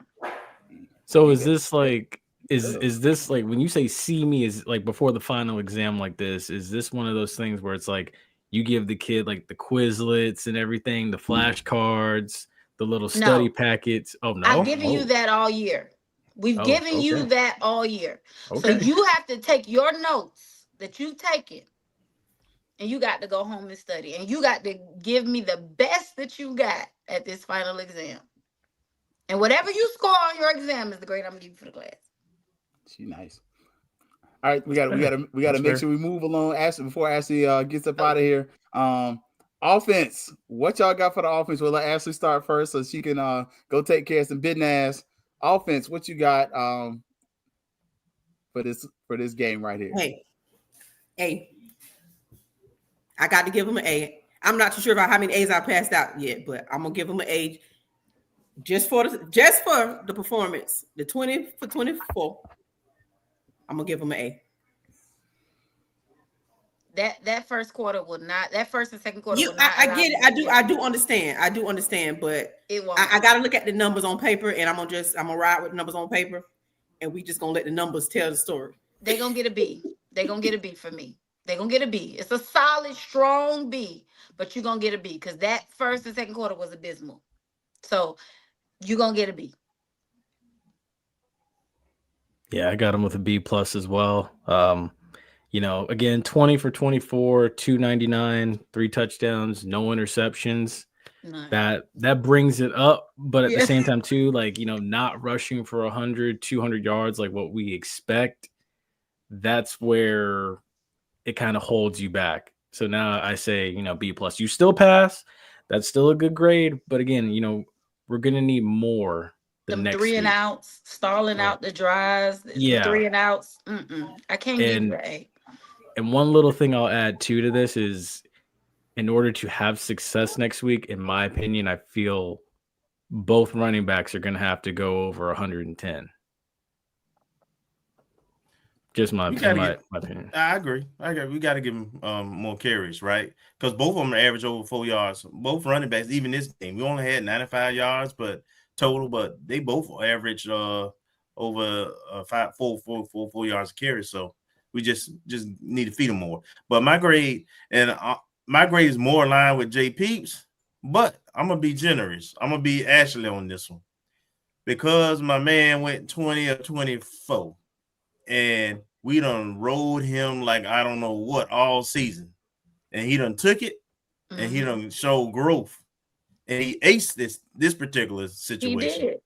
So because of the leader in the class on that offense followed their leader and they aced it, I got to give him an A. Yeah, RJ gets the A. RJ get an A. Absolutely. I'm giving it to the whole group. I got to build them up. I got to build them up a little bit now. We got this classic week. RJ ruined the curve. Sorry. RJ ruined the curve. So, y'all get a B. RJ got an A. This is what it is. I almost give him a higher A, but you got to Troy. I'm just so I was thinking about this, and I have been particularly tough on RJ. Mm-hmm. I freely admit it. Even with the stats he's put up, he's put up big yards. I've been very tough on him, and I'm going to continue to be tough on him. You're the quarterback at Florida A&M. You don't get a pass. Mm-hmm. My favorite quarterback is Tony Ezell. FAMU alone. Mm-hmm. You don't get a pass. That being said, 80% ain't nothing to sneeze at. I like efficiency. Mm-hmm. Also, the ability to run the 2-minute offense showed me you have the ability to be an elite college quarterback, so I gave the offense an A. Okay. I'm gonna be closer to J Peeps. I don't normally do plus minus. I'm at a B plus, and I have been hard on RJ as well.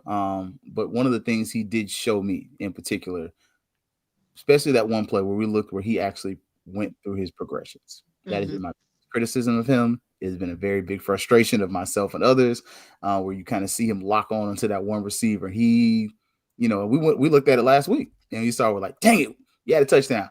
Where we just showed a play where he looks to the left, it's not there. He looks to the right, he throws the ball. It made it there. Don't matter if it was 10 seconds, 2 seconds late, 3 seconds late. It was there where it needed to be and on the money. And if I can get that out of RJ, then this season will have been worth it, because what that says for next season, if that's the kind of growth we're going to see, it bodes well. Right. But again, it's contingent upon the growth. And that's where at the beginning of the season, my entire statements were about quarterback play would drive this team. I feel like this team was driven by its quarterback. I feel like you probably did something for him at the beginning of the season that he didn't fit.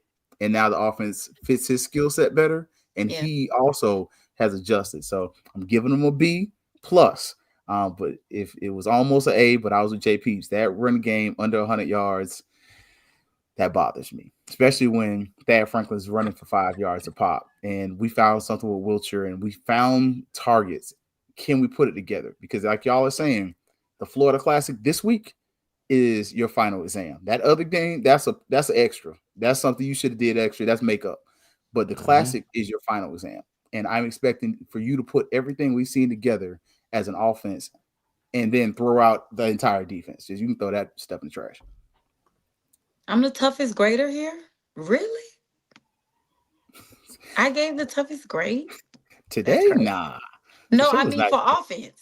I gave the toughest grade. Yeah. I thought JP's gave him a B. I gave him a B plus. B plus. B plus. Yeah, I gave B plus too. I gave him a B. Oh, okay. Yeah. Maybe let me reevaluate. No, you did good. No. You gave us some eyes today. You all right. You doing all right. That's what we said at church with the preacher. You doing all right. Okay, so we got through the school grades there. Hey, big Florida Classic this week. How some of y'all are going to be there, some of you won't. If you are watching from the friendly confines of your house, definitely do that. Before we get up out of here, we got to make sure we let everybody know where you're at, how to follow you. And, if y'all will be at the tailgate, let us know what tailgates you're going to. I'm going to be at the best tailgate. It's going to be the Nuke tailgate, Winter Park alumni, OAC. You got the best. I mean, honestly, the best chapter kept outside, in my personal opinion. We should win chapter of the year. Shameless plug. But us and OAC together, it's going to be a problem. It's going to be some great times. We got a whole pig, oysters on half shell, grilled oysters. We bougie, but we bad and bougie. So we're going to do it right. But tell us what y'all doing for the Florida Classic. If you're doing some events, let us know. Tell us what's going down, and then also let us know where folks can find you and can follow you on social media. Who's going first? We'll start with you, J Peeps. All right, let's do it. Okay, so getting into town Friday. So countdown to kickoff will be live actually Friday around 12ish. Not sure exactly yet. May have to reschedule it. But after that, getting into town Friday. Ironically, my uncle works at Oklahoma State, so I'm gonna hang out with him actually and the Pokes for Friday night to go to Riverwalk. That's here in Tampa. Jeez, go to City Walk, hit up Voodoo Donuts, my place. I have to go there when we go to Orlando for the Classic, And then, of course, Saturday, tailgating, Lot G. If you want to do shots, come through. We have Jack Daniels and we have Crown Royal. So if you want to take a shot, come on through. But yeah, I mean, that's really what we're going to be doing for the most part. So yeah. And where can they find you at? Follow you, everything else. Yeah. So you can follow us at Penalty Talk on Facebook. And then again, at Penalty Talk on Twitter or X. You can find us at Throw Flags on Instagram. And then, of course, too, tomorrow night, Rattler Roundup podcast, me and Bishop.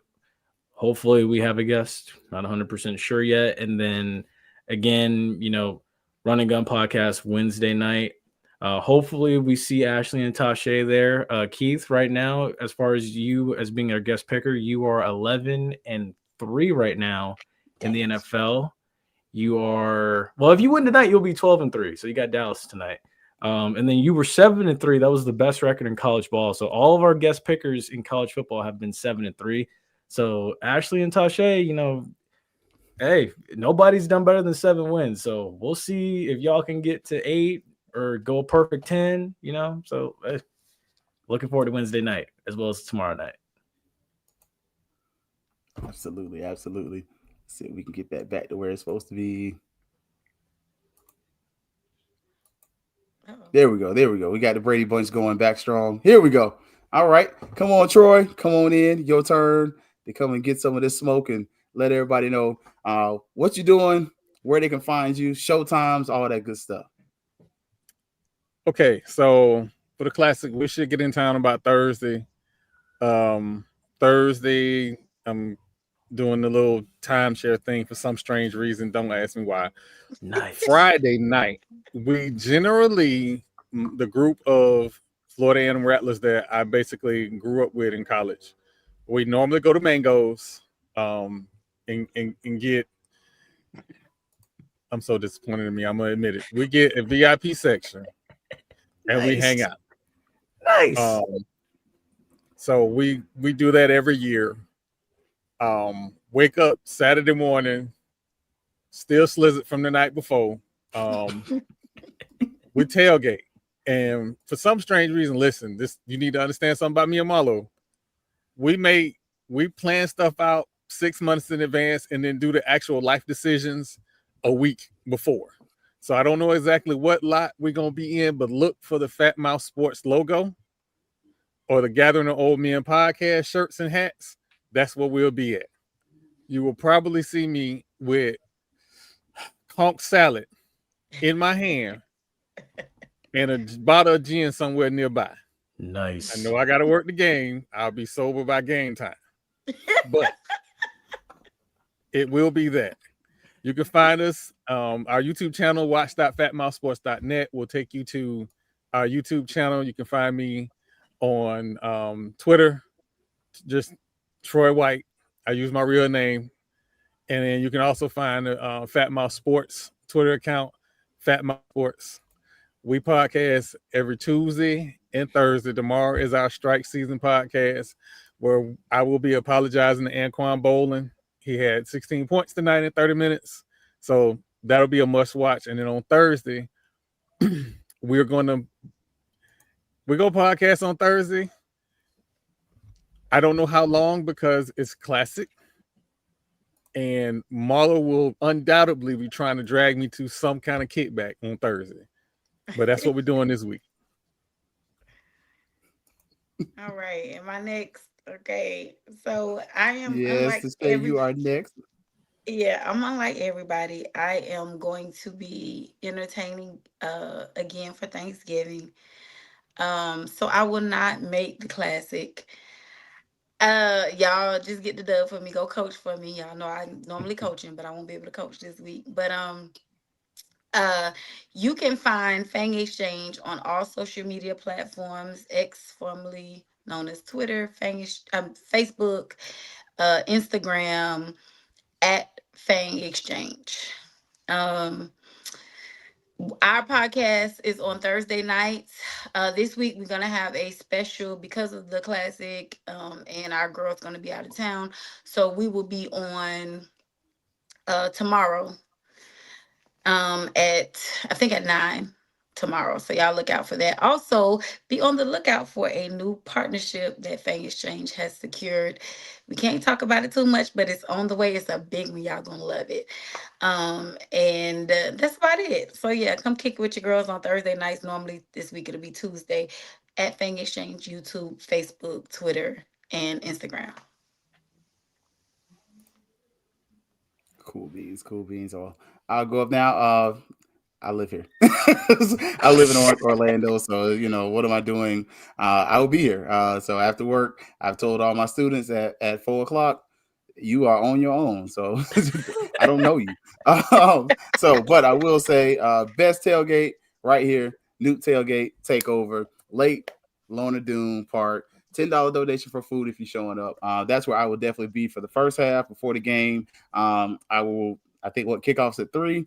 I will definitely stop drinking by 12 or 1, and I don't drink heavy anyway. So, but I do have my Babaco 5-star already poured up in my flask. So, if you want to try it, you're more than welcome to. It's Haitian rum and it's strong, but it is what it is. Also, as y'all know, you can find me on the Fangs Up podcast. You can also find me Fifth Quarter FAMU page. And during the game, I will be on the field, walking about wherever I could be, trying to get some content, some information, probably share it with Rattler boosters. I don't know, I don't really do as much as NAA right now, but yeah. Who got the best food? I ain't gonna lie to you. Okay, there is a spot called Jerkman Barbecue that is fire. If you want to go to the one in the Trap, you can. But if you want to go to the one on State Road 50, West Colonial, that one should be good. I haven't been to that one. I've been to the one in the hood. That's super sketchy. But don't let the pretty face fool you. I will hurt somebody if I have to. So that's where the good food is. And if you're looking for some jerk chicken, the place is called Miller's. It is on the north side of Orlando, almost near Altamont Springs. So those are my two go-tos when I really want some off the trail spots and food to go to. Also Saturday morning before the Florida Classic, I kind of told y'all about it. If you are so inclined, go to Winter Garden Village. They have it's amazing. So you can leave at 9, 10 o'clock or 11 and get a really cool vibe. So, but those are some of the places I'm going to be there at the game, but definitely get the Newt tailgate. And then after the tailgate is business as usual, another Florida Classic. And so I'll probably try to catch Marlo and the crew and Jay Peeps, but I'm pretty much going to be working the Newt tailgate at the beginning. So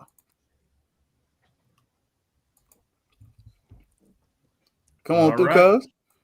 Yeah, so first of all, let me say happy heavenly birthday to my partner in crime, Kofi Hemingway.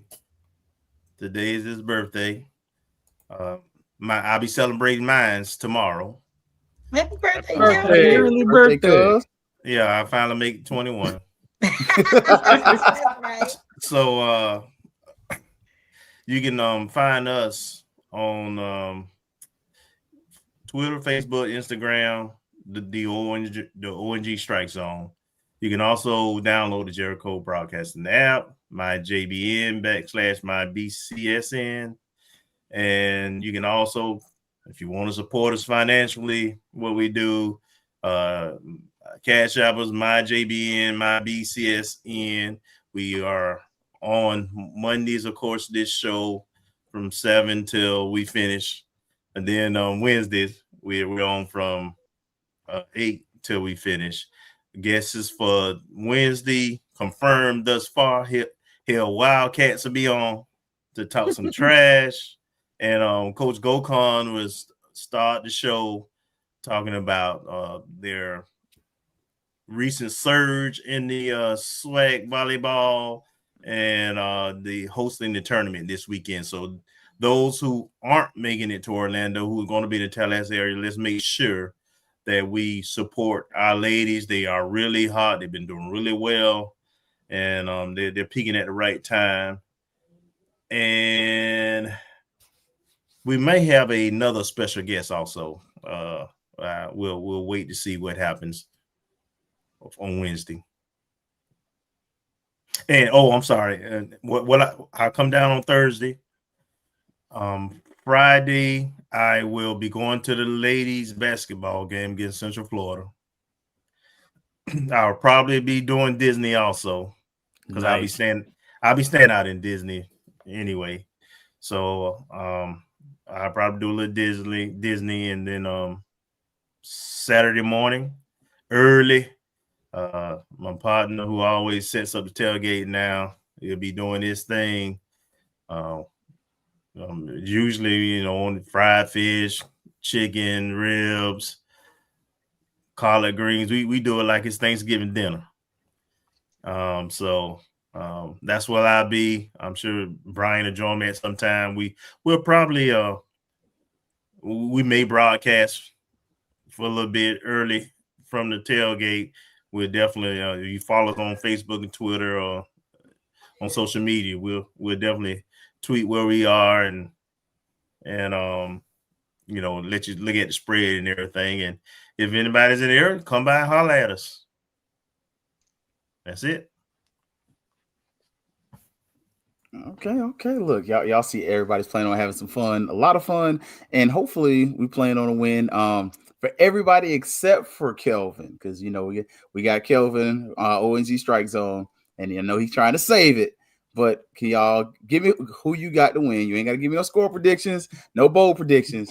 Who you got to win the Big Florida Classic? Because next time we just either gonna be celebrating or lamenting. So I'll start with you, Troy. Who you got to win this game? You ain't gotta say too much, but give us a quick who you think. FAMU stomps them Alley Cats.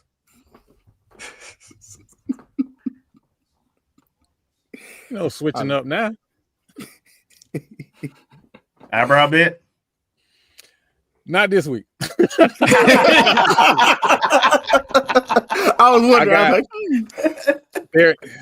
There's a lady who has had enough of the eyebrow bet. So I'm gonna hold off.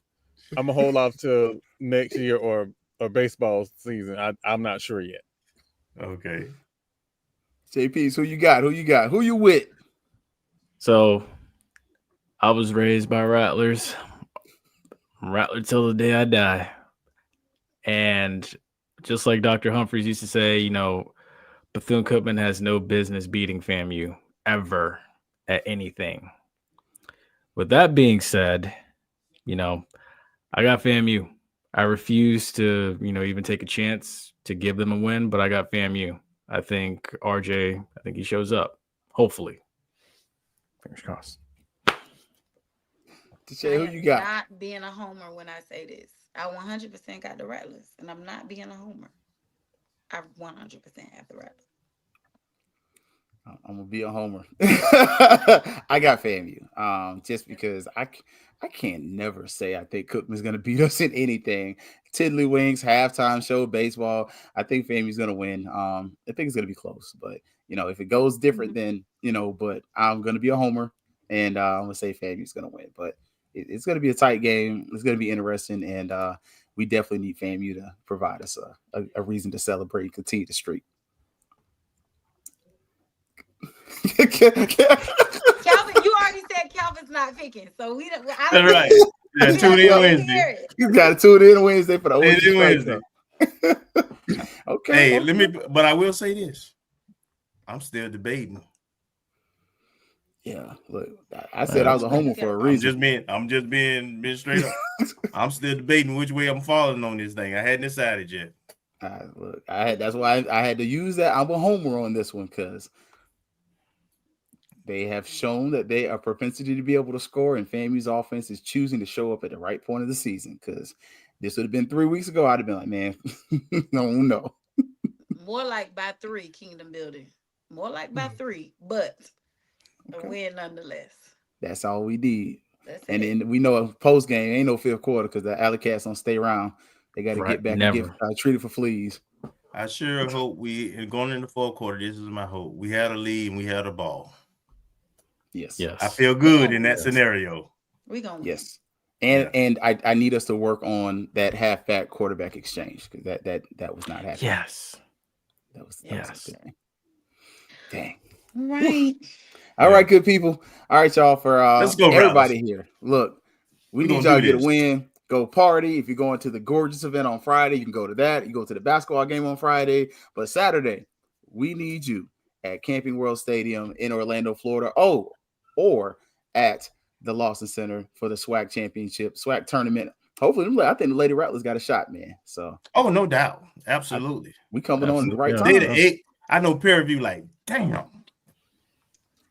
Especially the number one seed we got. That's who we get. Not just beat them, we swept them. Right. I actually watched that. I went back in the SWAT TV.